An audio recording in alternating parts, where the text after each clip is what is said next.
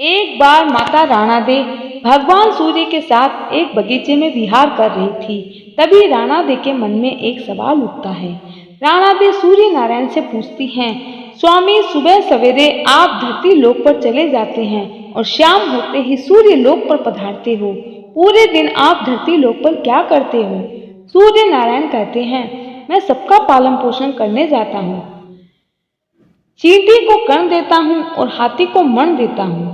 राजस्थान में चींटी को कीड़ी कहते हैं। तब राणा दे कहती है, ये पृथ्वीलोक इतना बड़ा है, असंख्य जीव है।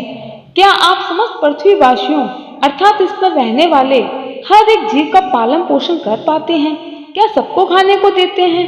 कोई तो बच ही जाता होगा। सूर्य नारायण कहते हैं, कोई नहीं बचता। राणा दे वापस बोलती है, किसी को बाकी नहीं रखते हैं? सूर्य नारायण बोलते हैं, किसी को भी नहीं रखता हूँ। भूखा उठता जरूर है पर भूखा सोता नहीं है। अगले दिन राणा दे नहाकर अपने कक्ष में पधारती हैं। एक चींटी को डिब्बी में बंद कर देती हैं। राणा दे प्रतिदिन नहाकर भगवान की पूजा किया करती थी और भगवान को लगाया हुआ कुमकुम चावल स्वयं के भी लगाती थी। और उस दिन राणा दे ने कुमकुम चावल की बिंदी लगाई होती है। जब राणा दे डिब्बी बंद कर रही होती है तब उसकी कुमकुम की बिंदी में जो चावल लगे थे उसमें से कुछ चावल के दाने डिब्बी में गिर जाते हैं और स्नान किए हुए हाथ मुंह पर जो जल की बूंदें लगी होती है उनमें से कुछ जल की बूंदें उस डिब्बी में गिर जाती हैं। राणा दे को पता ही नहीं चलता, चावल और पानी भी डिब्बी में चला गया है और राणा दे डिब्बी बंद कर देती है और लो, हो गया चींटी के खाने पीने का इंतजाम। राणा दे सोचती है, आज सूर्य नारायण को बताऊंगी। देखो, ये चींटी तो कब से भूखी बैठी है। जब शाम को सूर्य नारायण पधारते हैं तो राणा दे बोलती है, हे सूर्य नारायण, आप तो कह रहे थे आप किसी को भूखा नहीं रहने देते। सूर्य नारायण बोलते हैं, सही में हम किसी को भूखा नहीं रखते। तो राणा दे बोलती है, देखो तो ये चींटी जो डिब्बी में बंद है वो सुबह से भूखी है। ये सुनकर सूर्य नारायण राणा दे को कहते हैं, आप डिब्बी तो खोलिए। राणा दे जैसे ही डिब्बी खोलती हैं तो क्या देखती हैं, चींटी के मुंह में चावल के कण हैं और डिब्बी में पानी की बूंदें भी पड़ी हैं। राणा दे को अपनी आंखों पर विश्वास नहीं होता है।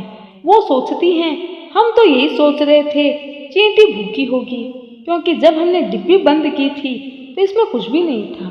राणा दे हार मान लेती है और सूर्य नारायण भगवान से कहती है, मैं मान गई, सभी की पूर्ति आप ही कर सकते हैं। एक समय की बात है, सूर्य भगवान की रानी राणा दे के मायके से खबर आती है, महारानी, आपको आपकी माँ ने याद किया है, परंतु रानी सा को मायके जाने का मन नहीं होता है। रानी को मालूम था सूर्य नारायण आएंगे और मुझे जाने के लिए जरूर कहेंगे। यही सोचकर वह दूसरे महल चली जाती है। सूर्य नारायण भगवान ने रानी को समझाया, कहा, राणा दे तुम जाओ, आखिर वो आपकी माँ है, उन्होंने आपको याद किया है। तब रानी बोली, वहां मेरा आपके बिना एक क्षण भी मन नहीं लगेगा। तब सूर्य भगवान बोले, जल्दी जाना जल्दी आना, आपकी माँ आपकी प्रतीक्षा में है। राणा दे बोली, स्वामी, आप नहीं समझते हैं, मेरा उस स्थान पर कदापि मन नहीं लगता जहाँ आपका साथ ना हो। तब सूर्य नारायण बोलते हैं, रानी, वहाँ आपके कितने रिश्तेदार होंगे जो आपसे मिलने की प्रतीक्षा में हैं। आगे कितने त्योहार भी आ रहे हैं, तब तो और भी रौनक होगी। सभी आपको प्यार करते हैं, आपको जरूर जाना चाहिए। सूर्य नारायण रानी को ये कह के जबरदस्ती मायके भेजते हैं कि जाओ, चिंता मत करो, मैं आपके लिए अच्छे अच्छे उपहार भेजूंगा। उन उपहार को देखकर तुम्हें हमारी कमी महसूस नहीं होगी। राणा दे अपने पीहर चले जाते हैं। कुछ दिनों पश्चात सूर्य भगवान राणा दे के लिए चौपड़, पासा, पचेटा, आटी डोरा, चूड़ियां, बिंदी आदि अनेक साज श्रृंगार के सामान के साथ कुछ वस्तुएं भेजते हैं। राणा दे की भाभियां मजाक करने के इरादे से चौपड़, पासे, खिलौने आदि सभी सामान निकाल देती है और उन्हें कहीं छुपा देती है। उनके स्थान पर कंकर, पत्थर आदि कांटे भर देती है। सारे डिब्बे वापस बंद कर देती है।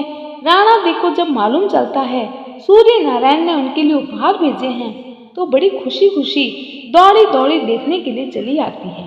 राणा दे ने देखने के लिए जैसे ही हाथ डिब्बे में डाले तो उनके हाथ में कांटे चुभ गए। पास में खड़ी भाभियां हंसने लगती है। राणा दे का मजाक बनने लगता है। राणा दे को गुस्सा आ गया, वो चिढ़ने लगती है। कुछ दिन पश्चात जब सूर्य नारायण राणा दे को लेने पधारे तो राणा दे सूर्य भगवान से बातचीत भी नहीं करती। सूर्य नारायण राणा दे को लेकर जब ससुराल की ओर चलते हैं तो रास्ते में अनेक लोग मिलते हैं। कोई कहता है आज तो राणा दे बहुत सुंदर लग रही हैं। कोई कहता है आज तो सूर्य नारायण बहुत सुंदर लग रहे हैं। लेकिन राणा देख चेहरे पर कोई भाव नहीं आता। अंत में जब सूर्य नारायण राणा दे को लेकर महल पहुंचते हैं तो वहां पर भी किसी से बात नहीं करती। सूर्य नारायण ने अपनी माता जी से पूछा, माता जी राणा दे आपसे बातचीत करते हैं क्या? उनकी माता जी ने कहा, नहीं, जब से ससुराल वापस आई है बात ही नहीं करती है किसी से। सूर्य नारायण कहते हैं, हे माता जी, आज आप उनको बोलना भंडार गृह में जो चावल की बोरी पड़ी है उन चावल में थोड़े कंकर है, चावल अलग और कंकर अलग कर देना। राणा दे की सास ने राणा दे को कहा, बहू ये चावल साफ कर दो। चावल अलग और कंकर अलग। राणा दे देख कर रोने लगी। रोते रोते छत पर चली गई और चिड़ियाओं को बुलाया। राणा दे चिड़ियाओं से कहने लगी, इतने सारे चावल मैं कैसे साफ करूंगी? तब चिड़ियाओं ने कहा, माँ तुमने हमको चुग्गा डाला है, आज हमारी बारी है। चिड़ियाओं ने सारे चावल अलग और कंकर अलग कर दिए। ढेर सारी चिड़ियाएं अपना काम करके उड़ गई। सूर्य नारायण ने फिर से अपनी माता जी से पूछा कि क्या आपसे राणा दे बात की? तब माता जी कहते हैं, नहीं बेटा, वो तो कुछ नहीं बोली। तब सूर्य नारायण फिर बोलते हैं, माता जी अब आप उनको कहना 108 छेद वाली मटकियां हैं, उनमें पानी भर दे। राणा दे तो वापस से रोने लगे। तालाब पहुंचकर वो रो ही रही थी। उनको रोता देखकर मेंढकियां बोली और उनसे पूछी, आप क्यों रो रही हैं? राणा दे ने कहा, सासू जी ने 108 छेद वाली मटकियों में पानी भरने को कहा है, पानी कैसे टिकेगा?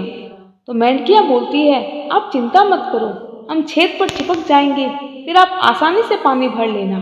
फिर क्या था, मेंढकियां तो छेद पर चिपक गई और राणा दे ने पानी से मटके भर लिए। उस दिन सायकाल में सूर्य नारायण माता जी से पूछते हैं, क्या राणा दे बोली? तो माता जी ने फिर से कहा, नहीं बोली। तब सूर्य नारायण ने कहा, कल आप उनसे बोलना बगीचे में उनकी मासी जी आए हुए हैं जो मिलने जाए, और उनसे यह भी बोलना जिस तरफ चरमू बिखेरे हुए हैं उधर जाए। अगले दिन सूर्य नारायण रास्ते में औरत का रूप धरकर घूंघट निकालकर बैठ गए। जब राणा दे उस तरफ आए तो सूर्य नारायण औरत का रूप धरकर बैठे बैठे रोने लगे। राणा दे ने जब उस औरत को देखा तो पूछने लगी, क्यों रो रही हो? क्या कोई मुसीबत आ गई है? लेकिन तुम्हें कोई भी मुसीबत आई हो, मेरी मुसीबत से बड़ी नहीं है। राणा दे आगे बोलती है, अगर मेरी जितनी मुसीबत हो तो क्या करोगे? सूर्य भगवान बोले, आपकी क्या मुसीबत है? राणा दे बोली, क्या बताऊं, मेरे पीहर नहीं जाना चाहती थी।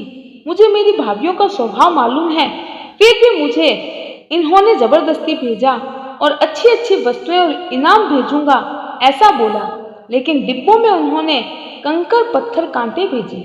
मैंने देखने के लिए हाथ डिब्बे में डाले तो सारे कांटे चुभ गए। मेरी भाभीियों को पोल मिल गई और मेरा मजाक बनाया। थोड़े दिनों बाद जब मैं वापस ससुराल आई तो मुझे चावल बीनने को बोला। वे चिड़िया नहीं होती तो मैं ये काम कभी न कर पाती। फिर मुझे 108 छेद वाली मटकियों में पानी भरने को कहा। अब आप ही बताओ, छेद वाली मटकियों में पानी कैसे ठहरता? वो तो मेंढकियां थी जो मटके के अंदर चिपक गई तो मैंने भर दिया।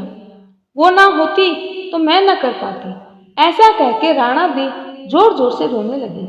फिर सूर्य भगवान ने राणा दे का हाथ पकड़ लिया और अपने असली स्वरूप में आ गए।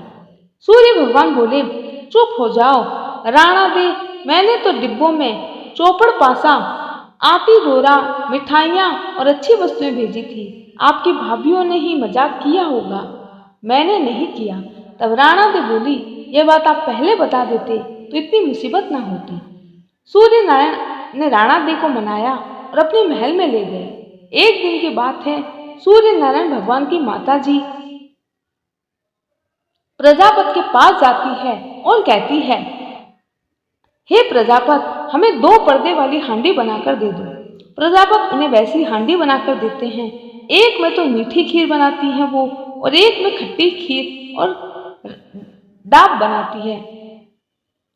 मारवाड़ी में इसे राबड़ी कहते हैं। ऐसा करते करते काफी महीने हो जाते हैं तो राणा दे को ऐसा भोजन नहीं भाता है और राणा दे कमजोर हो जाती है। सूर्य नारायण से उनसे पूछा, राणा दे, आजकल आप इतने दुबले क्यों हो गए? क्या बात है? राणा दे बोलते हैं, क्या करूं, मुझे खाना नहीं भाता, खारा और खट्टा लगता है। सूर्य नारायण कहते हैं, अपने तो प्रतिदिन मीठी खीर बनती है। राणा दे कहते हैं, मुझे तो वह खट्टी और खारी लगती है। दूसरे दिन सूर्य नारायण की माताजी थालियां परोसती है। राणा दे चक्कर थाली सरका देती है। सूर्य नारायण जब उन्हें ऐसा करते देखते हैं तो अपनी माताजी से कहते हैं, माँ थोड़ा जल भरना। माताजी जल लेने जाती हैं तो सूर्य नारायण थालियां बदल देते हैं। सूर्य नारायण जब राणा दे की थाली से खाते हैं तो उन्हें भी खट्टी और खारी लगती है। जब उनकी माताजी जल लेकर आती हैं तो सूर्य भगवान बोलते हैं, माँ आज तो भोजन खट्टा और खारा है। माता कहती हैं, नहीं बेटा, हमने तो तुम्हारे लिए मीठी खीर बनाई थी, कहीं तुम्हारी राणा दे की थाली तो नहीं आ गई है। सूर्य भगवान बोलते हैं, माँ ऐसा अलग अलग भोजन क्यों बनाया? माताजी कहती हैं, बेटा हमारी सास बहू में तो ऐसा ही चलता है। सूर्य नारायण बोलते हैं, नहीं माँ, ऐसा तो दुनिया में चलने दो, अपने महलों में ऐसा नहीं चलाना, सबके एक जैसा भोजन बनाना। तब से सास बहू में तेरा मेरा चलने लगा। हे सूर्य नारायण भगवान, जैसा आपने अपने परिवार को संभाला वैसी शक्ति हमें भी अपने परिवार को संभालने की देना, सुख शांति बनाए रखना। बोलो सूर्य नारायण भगवान की जय। प्राचीन काल में एक नगर में एक वृद्धा रहती थी। वृद्धा का नियम था, रविवार घर आंगन गोबर से लीपकर भोजन तैयार करती, सूर्य देव की पूजा करती और सूर्य देव को भोग लगाकर ही भोजन करती। व्रत के प्रभाव से उसका घर अनेक प्रकार के धन धान्य से पूर्ण हो गया। सूर्य देव की कृपा से घर में किसी प्रकार का विघ्न या दुख नहीं था। जिस पड़ोसन के यहाँ से वृद्धा गोबर लेकर आती थी, वह पड़ोसन अंदर ही अंदर ईर्ष्या करती, सोचती गोबर मेरे घर का और लक्ष्मी की कृपा इसके घर में, अब मैं गाय को अंदर बांध दूंगी तो देखती हूँ कैसे ले जाती है। अगली सुबह जब वृद्धा सूर्य नारायण भगवान की पूजा के लिए गोबर लेने गई, लेकिन वृद्धा को गोबर न मिलने से रविवार के दिन अपने घर को गोबर से नहीं लीप सकी। इसलिए उसने ना तो भोजन बनाया, ना भगवान को भोग लगाया और स्वयं भी भूखी रही। इस प्रकार उसने निराहार व्रत किया। रात्रि हो गई। बुढ़िया सूर्य भगवान को हाथ जोड़कर भूखी सो गई। रात्रि में भगवान ने उसे स्वप्न दिया और कहा, अरे माता, आज तूने मुझे भोग नहीं लगाया। वृद्धा ने सूर्य भगवान को सारी बात बताई।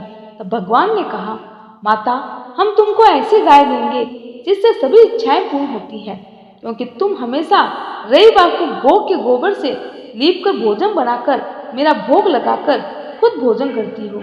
इससे मैं खुश होकर तुमको वरदान देता हूँ, ये गाय तुमको इतना देगी कि तुम अपने लिए ही नहीं पूरे गांव के लिए भोजन बना पाओगी। मेरी दी हुई इस गाय के गोबर से तुम अपना घर लीपना, गाय के दूध से भोग बनाना, खुद भी खाना, मुझे भी खिलाना। ऐसा कहकर भगवान तो अंतर ध्यान हो गए। वृद्धा की आंख खुली तो देखती है आंगन में एक अति सुंदर गौ और बछड़ा बंधे हुए हैं। गाय और बछड़े को देखकर अति प्रसन्न हुई। वृद्धा ने उसको घर के बाहर बांध दिया, वहीं खाने को चारा डाल दिया। जब उसकी पड़ोसन ने वृद्धा के घर में के बाहर एक अति सुंदर गौ और बछड़े को देखा तो द्वेष के कारण उसका हृदय जल उठा।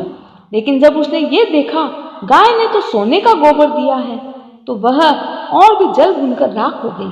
पड़ोसन ने चालाकी दिखाई, उस गाय का गोबर ले गई और अपनी गाय का गोबर उसकी जगह रख दिया। वो नित्य प्रति ही ऐसा ही करती, सीधी सादी वृद्धा को इसकी खबर नहीं होने दी। तब सूर्य भगवान ने सोचा, ये चालाक पड़ोसन तो मेरे भक्त को अभी भी परेशान कर रही है। प्रभु ने संध्या के समय अपनी माया से बड़े जोर की आंधी चला दी। वृद्धा ने आंधी के भय से अपनी गौ को भीतर बांध लिया। प्रातःकाल जब वृद्धा ने देखा गौ ने सोने का गोबर दिया तो उसके आश्चर्य की सीमा नहीं रही और वो प्रतिदिन गौ को घर के भीतर ही बांधने लगी। उधर पड़ोसन ने देखा बुढ़िया गौ को घर के भीतर बांधने लगी है और उसका सोने का गोबर उठाने का दाम नहीं चल रहा है, तो वो ईर्ष्या से उसने देश के राजा को चुगली कर दी। कहा, महाराज, मेरे पड़ोस में एक वृद्धा के पास ऐसी गऊ है जो आप जैसे राजाओं के योग्य है। वो नित्य प्रति सोने का गोबर देती है। आप उस सोने से प्रजा का पालन करो। राजा ने जब ये बात सुनी तो अपने दूतों को वृद्धा के घर से गऊ लाने की आज्ञा दी। वृद्धा प्रातः ईश्वर को भोग लगाकर भोजन ग्रहण करने ही जा रही थी कि राजा के कर्मचारी गऊ खोलकर ले गए। वृद्धा काफी रोई चिल्लाई, लेकिन कर्मचारियों के समक्ष कोई क्या कहता। उस दिन वृद्धा गऊ के वियोग में भोजन न खा सकी। रात भर रो रो कर ईश्वर से गऊ को पुनः पाने के लिए प्रार्थना करती रही। उधर राजा गऊ को देखकर बहुत प्रसन्न हुआ, लेकिन सुबह जैसे ही उठा सारा महल गोबर से भर गया। राजा देख के घबरा गया। भगवान ने रात्रि में राजा को स्वप्न में कहा, हे राजा, ये गाय वृद्धा को लौटाने में ही तेरा भला है। उसके रविवार के व्रत को तूने भंग किया है। तेरी वजह से आज वो अपना घर लीप नहीं पाई। उसका ये नित्य का नियम था। तूने उसकी पूजा को भंग किया है। मैं तेरे राज्य को नष्ट कर दूंगा।